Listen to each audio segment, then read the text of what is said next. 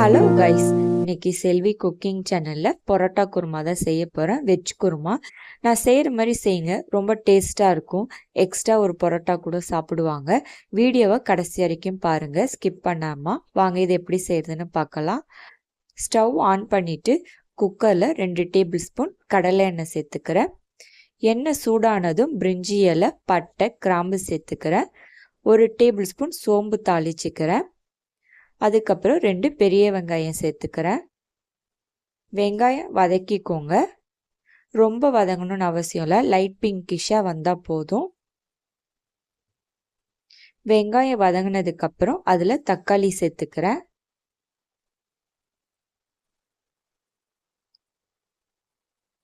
தக்காளி நல்லா சாஃப்டாக இருக்கணும். அது வதங்கினதுக்கப்புறம் கட் பண்ணி வச்சுருக்கிற வெஜிடபிள்ஸ் சேர்த்துக்கிறேன். கேரட், பீன்ஸ், பொட்டேட்டோ இது 3 சேர்த்துக்கிறேன். இதில் எக்ஸ்ட்ரா காலிஃப்ளவர், பச்சை பட்டாணிலாம் சேர்த்துக்கலாம், நல்லாயிருக்கும். அதுக்கப்புறம் 1 டேபிள் ஸ்பூன் இஞ்சி பூண்டு விழுது சேர்த்துக்கிறேன். இதெல்லாம் சேர்த்துட்டு நல்லா மிக்ஸ் பண்ணி விட்டுக்கிறேன். ஒரு கொத்து கருவேப்பிலையில் கிள்ளி போட்டுக்கிறேன். மிக்ஸ் பண்ணி விட்டுட்டு இது நல்லா குக் ஆகட்டும். அப்புறம் ஊற வச்ச கொண்டக்கடலை சேர்த்துருக்கேன். இப்போ இதுக்கு தேவையான மசாலா பொருள் சேர்த்துக்கலாம். 1/2 டேபிள் ஸ்பூன் மஞ்சத்தூள், 1 டேபிள் ஸ்பூன் மிளகாய்த்தூள், 2 டேபிள் ஸ்பூன் மல்லித்தூள், இதெல்லாம் சேர்த்துட்டு நல்லா மிக்ஸ் பண்ணி விட்டுக்கிறேன். குருமாக்கு தேவையான அளவு உப்பு சேர்த்துக்கிட்டு இதில் தண்ணி சேர்த்துக்கிறேன்.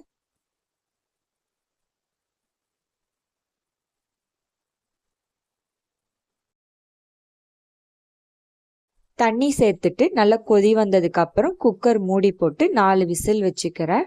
விசில் அடங்கினதுக்கப்புறம் ஓப்பன் பண்ணிக்கலாம். இப்போ இதில் தேங்காய் விழுது அரைச்சி ஊற்றுறதுக்கு தேங்காய் அரைச்சிக்கலாம்.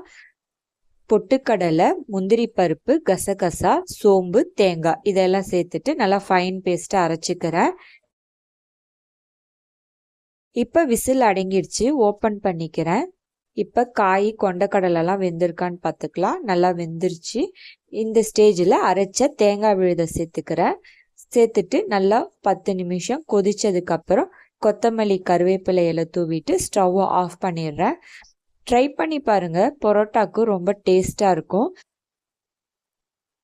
இந்த வீடியோ பிடிச்சிருந்தா லைக் பண்ணுங்கள், சப்ஸ்கிரைப் பண்ணுங்கள். நோட்டிஃபிகேஷன் வரணும்னா பெல் ஐக்கானை கிளிக் பண்ணுங்கள். தேங்க்யூ.